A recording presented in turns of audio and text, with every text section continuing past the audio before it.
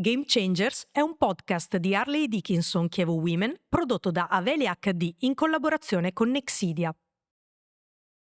Cioè, io non è che arrivo al campo e dico sono lesbica, chissà se mi accettano per quello che sono, cioè non è una domanda che mi pongo. Cioè, vado a pensare principalmente al sono una calciatrice, chissà se mi accettano come calciatrice, se gli piaccio come calciatrice. Cioè, non è neanche un discorso che secondo me entra dentro allo spogliatoio.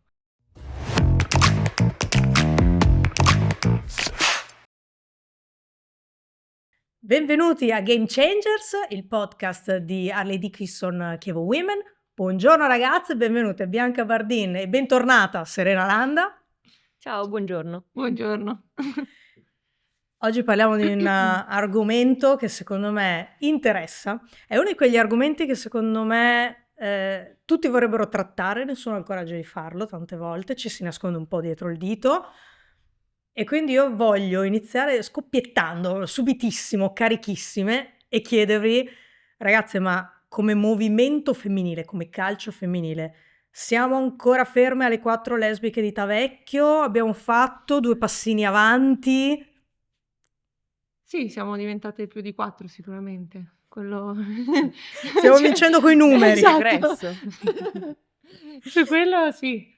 Sì, risposta seria, non lo so, dipende dal punto di vista. Allora, come avete capito, oggi la situazione sarà divisa in Serena Landa che ha autorizzazione proprio ad andare e poi la Bianca che invece No, farà la persona seria e composta. Non so se me la sento di assumermi questo onere perché Il tema adesso ci ridiamo perché è giusto affrontarlo secondo me anche con il giusto tono. Il tema della presenza omosessuale della comunità LGBTQ nel momento in cui si cala dentro allo sport in generale, non necessariamente nel calcio, è un tema vivissimo. Alle Olimpiadi praticamente non si è parlato d'altro, in momenti anche trovo anche in modi non adeguati, cioè tante volte oscurando anche quello che poi era il campo o il ring nella fattispecie. È un tema caldo, innanzitutto voglio capire una cosa, è un tema caldo perché? Cioè perché deve essere importante? questa in realtà è la domanda che ci facciamo tutti, nel senso è giusto parlarne perché è comunque un argomento vivo, però il fatto è che è assurdo che ci sia ancora la necessità di parlarne in questo senso, perché come vale per questo ambito potrebbe valere per 1000 altri, però ci si concentra molto spesso e troppo su questo. Sì, perché semplicemente secondo me ogni tanto, cioè viene molto spesso definita come etichetta, cioè proprio parli di una donna che fa uno sport, soprattutto nel nostro ambito, e ti viene subito da andare su quel discorso, quando in realtà magari cioè non magari, bisognerebbe semplicemente fregarcene dello sport che stai facendo e non della donna, se è omosessuale o no, cioè non è quello l'importante. E vi voglio lanciare infatti un'idea, una mia idea che poi voglio sentire cosa ne pensate. Questo accade forse perché, torniamo su anche questo un tema trito e ritrito, perché il calcio è uno sport da maschi e quindi nel momento in cui tu, ragazza, bambina, più o meno grande, insomma, decidi di appassionarti, di approcciarti a questo sport, bisogna in qualche modo giustificare questa scelta perché ci sono sport che sono percepiti forse in modo più femminile, il volley o addirittura le ginnastiche, l'artistica, la ritmica. Io credo che nessuno sia mai andato a chiedere alle farfalle azzurre: "Scusate, ma siete lesbiche o no?" Non mi risulta, non mi risulta. Ci sono sport in cui forse il nuoto, non mi risulta che ci sia un grande tema intorno alle nuotatrici o ai nuotatori. Ci sono quindi sport che da questo punto di vista magari anche, non so se voi avete praticato altri sport oltre al calcio, magari più da piccole, se esistono questi sport, se c'è anche questa percezione di: "Sto entrando in uno sport da maschi, devo in qualche modo giustificarmi", oppure: "Sto entrando in uno sport da femmine, vale tutto perché tanto siamo già giustificate". Cioè, secondo me sicuramente c'è un'interconnessione in questo senso, perché altrimenti non si spiegherebbe, come dici tu, perché in questo sport sì e in molti altri no. E probabilmente è anche il motivo per cui spesso si confondono le due questioni, no? Donne che giocano a calcio e quindi dibattito su se questo possa essere visto come anche dal punto di vista mediatico tanto quanto il maschile, e donne che giocano a calcio e quindi sono lesbiche. C'è un'interconnessione che a volte è difficile districare anche, no? Sì, io sono sincera, questa domanda non me la sono posta nello specifico perché sono anche una di quelle che ormai fa passare questa etichetta o comunque non sa dar peso a questa cosa. Però sono consapevole del fatto che adesso pensandoci è proprio principalmente sul calcio. Cioè, gli altri sport, io non so dirti veramente qual è lo sport che magari si avvicina al stesso commento che danno al calcio. Cioè, perché come hai detto tu prima, nuoto, pallavolo, son comunque sport che c'è anche la maschile, Certo. però non gli danno l'etichetta: "Allora tu sei lesbica perché fai questo sport". Però non so darti il Certo. motivo. Ed Cioè, è per quello che è anche la vostra conoscenza, è un tema molto italiano o è un tema che magari in paesi dove il calcio femminile è più forte, magari è un po' più radicato, è anche automaticamente un modo per far calare questo tema, per far scendere l'attenzione? In realtà sicuramente secondo me sì. Allora, ovviamente parlo per sentito dire, magari mi sono confrontata molto spesso con compagne straniere, però sicuramente, almeno non in prima persona, ma credo che sia diverso, perché mi hanno sempre raccontato, soprattutto in certi paesi, magari Nord Europa, soprattutto dove ormai il calcio è diventato veramente quasi uno sport femminile tanto quanto maschile, e questo sicuramente, o perlomeno ci si interessa molto meno alla vita privata delle calciatrici, a meno che non siano esse stesse che vogliono farsene portavoce, no? E da questo punto di vista, farsi portavoce, mi vien da pensare magari al recente passato più che altro, magari, più di questo momento specifico, è comunque servito, è comunque stato utile in qualche maniera? C'è stato un momento in cui è stato necessario parlarne? Mentre magari adesso, come dite voi giustamente, anche basta, pensiamo a giocare? secondo me c'è stato quel momento in cui allora, adesso siamo nel momento in cui, come hai detto tu, abbiamo lasciato perdere, però c'è stato anche il momento appunto di critica che la gente magari non era pronta neanche a rispondere a questo tipo di domande. Io mi aggancio un attimo al discorso di prima, ad esempio, secondo me qua in Italia la viviamo in maniera come se fosse una cosa negativa. Invece magari in Spagna o comunque in America la vivono al contrario. È questa la differenza, secondo me. Beh, anche, io non dico dappertutto, però secondo me Sì, fa più o parte anche di un meno. contesto sociale più ampio in cui la cosa è vista diversamente, cioè è innegabile che in Italia siamo indietro anni luce da Sì. questo punto di vista. Quindi probabilmente, anzi probabilmente Cioè, sicuramente in è dovuto. America secondo me ne fanno anche una forza, Mh, mh, mh. questa. Cioè, Rapinoe, che è un soggetto importante, secondo me questa la usa anche come forza, Certo, per cosa che in affermare Italia anche no. la forza di un movimento che magari va appunto anche un attimo oltre lo sport. Esatto, ma E perché non ci sono i pregiudizi. certo.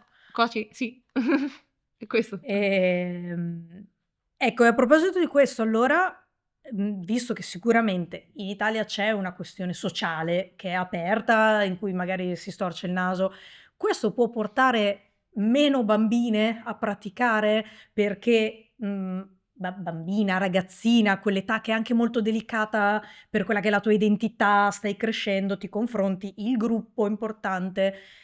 Nel momento in cui tu vai a dire ai tuoi genitori: "Voglio giocare a calcio", che tu abbia 6 anni, che tu sia un pochino più grande, 10, 11, esiste un timore da parte magari della famiglia: "Oh mamma, questa ha scelto uno sport per lesbiche, allora forse diventa lesbica", che è un meccanismo anche qui incredibile, perché c'è una bacchetta magica che a quanto pare a un certo punto ti trasforma. O tutto sommato stiamo passando oltre? Perché anche lì un movimento che è in crescita a livello di numeri, se però si trova davanti questo tipo di ostacoli, chissà quante giocatrici magari anche di talento ci stiamo perdendo per strada, perché i genitori non vogliono, perché loro stesse hanno paura ad approcciarsi a questo ambiente. Ma sicuramente può essere un ostacolo, però secondo me lo step viene prima, cioè chi se ne frega se mia figlia diventa lesbica, è questo, per cui ritorno al contesto sociale.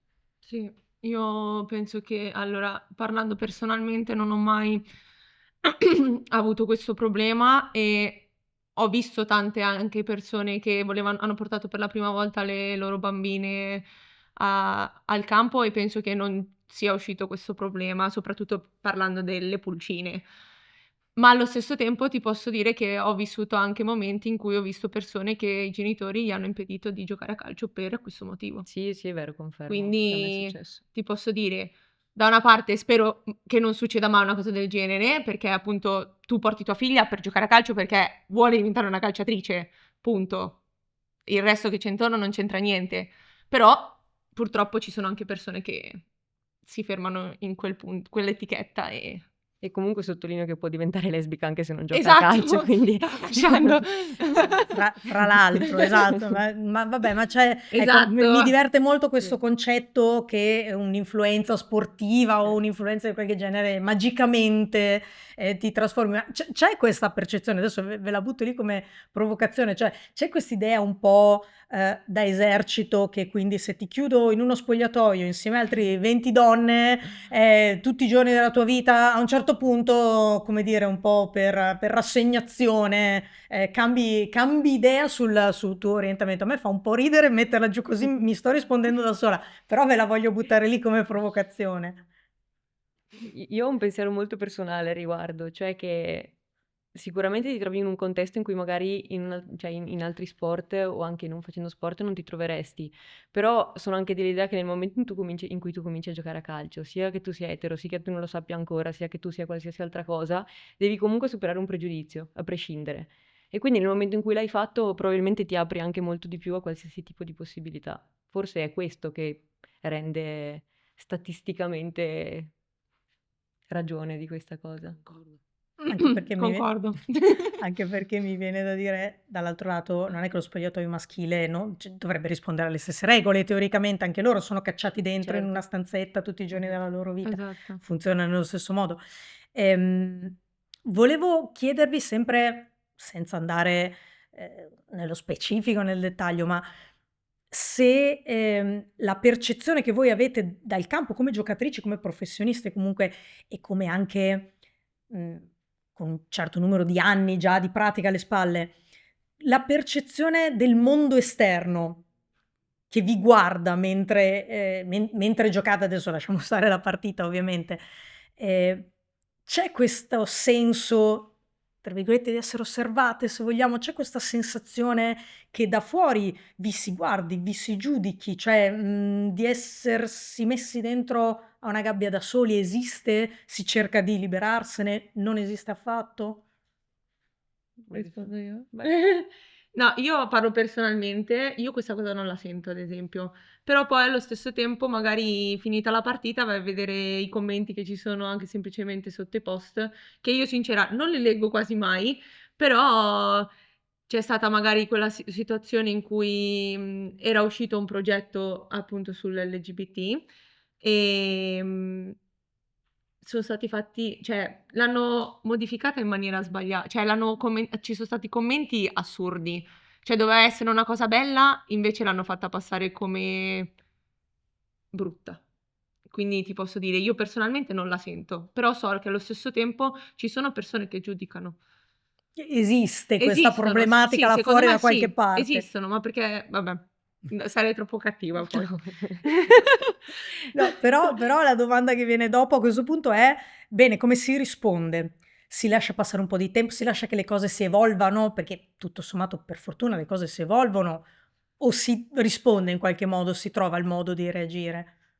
Io purtroppo sono una di quelle che lascio nel brodo quelli che fanno il brodo, sostanzialmente, perché poi magari se rispondo nella maniera sbagliata li incoraggio solo a continuare. Quindi io cioè sono sincera, non andrei a rispondere o se devo proprio rispondere, risponderei dopo un tot che hai ragionato alla risposta a cui dargli. Però se fai un commento del genere vuol dire che non hai la testa, perché non pensi alle cose che stai dicendo, o perlomeno non combacia con quello che penso io e non sono io a doverti far cambiare idea, perché se hai fatto il tuo commento cioè è quello che pensi. Io magari potrei farti cambiare idea, ma se fai un commento che vedono anche milioni di persone, vuol dire che tu su quella cosa ci credi tanto. Quindi non sono io Serena Landa a venirti cioè a volerti far cambiare idea. Io la penso con la mia idea e io rimango su quella, poi se tu vuoi rimanere sulla tua idea, rimanici. Io vado avanti lo stesso per la mia strada. Anche perché, come dicevamo prima, non può esistere un giudizio qualitativo in sé, nel senso che la preferenza sessuale di un giocatore, maschio o femmina, non dovrebbe avere, cioè al massimo ti posso scrivere che partitaccia che hai fatto. Cioè, questo ha Esatto. un senso eventualmente nel giudizio. Mi viene però da pensare, visto che parlavamo di commenti di social, che è comunque l'arena dentro cui ci si confronta bene o male tutti i giorni, e forse il secondo posto, dopo al commento di sono tutte lesbiche, al secondo posto viene però il calcio femminile è noioso rispetto a quello maschile, ma come si fa a guardare questo calcio qua?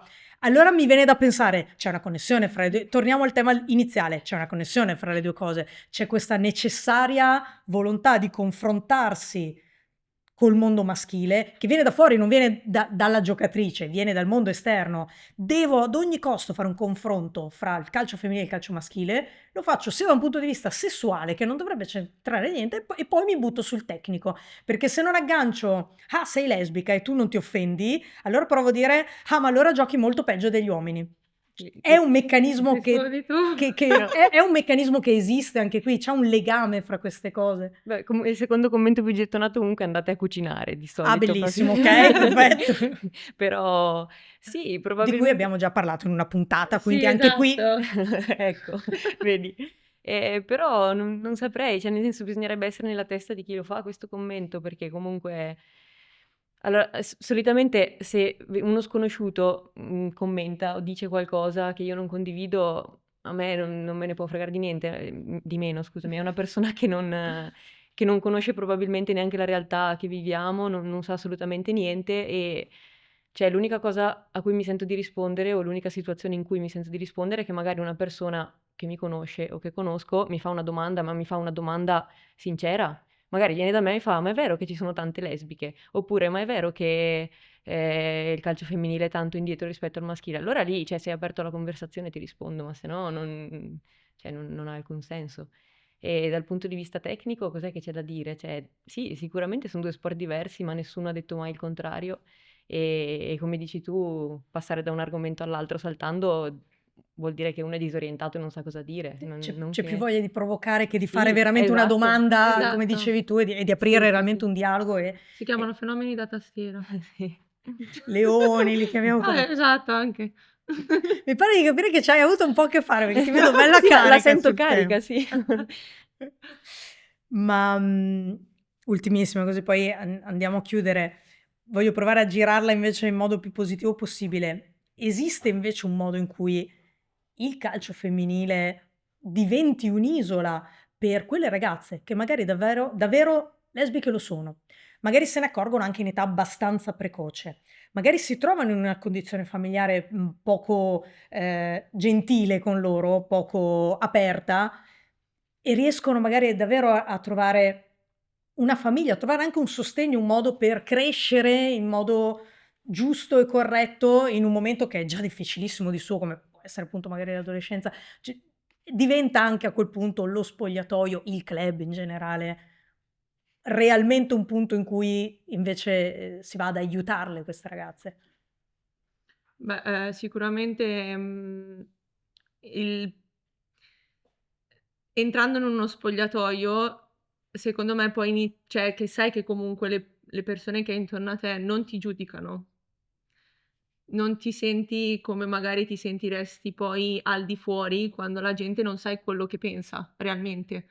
Quindi tu entri nel nostro spogliatoio e dici cioè non ci vai neanche a pensare secondo me. Cioè io non è che arrivo al campo e dico: "Sono lesbica, chissà se mi accettano per quello che sono." Cioè non è una domanda che mi pongo. Cioè vado a pensare principalmente al: "Sono una calciatrice, chissà se mi accettano come calciatrice, se gli piaccio come calciatrice." Cioè non è neanche un discorso che secondo me entra dentro allo spogliatoio, anche perché sono cose personali e magari ci sono persone anche che molto private che non vogliono neanche dirtelo, anche se ti conoscono da 2 anni, ma è come è giusto che sia. Quindi io la penso così, poi non so te. Sì, io penso che qualcuno possa trovare un porto sicuro nello spogliatoio. Sicuramente. Sì, è sicuramente una cosa personale, come dici tu, cioè capita che qualcuno sia molto riservato e quindi anche le sue compagne non entrano a far parte, cioè non entrano a conoscere la sua vita privata, e c'è chi sì, però vabbè, non conosco altre realtà di altri spogliatoi, di altri sport, però forse può valere anche in altre situazioni, non lo so. È una domanda a cui non posso rispondere. Grazie mille ragazze, Bianca Bardin, grazie, Serena Landa. Grazie a Grazie a voi. voi. Noi ci vediamo alla prossima puntata di Game Changers, state sempre insieme a noi.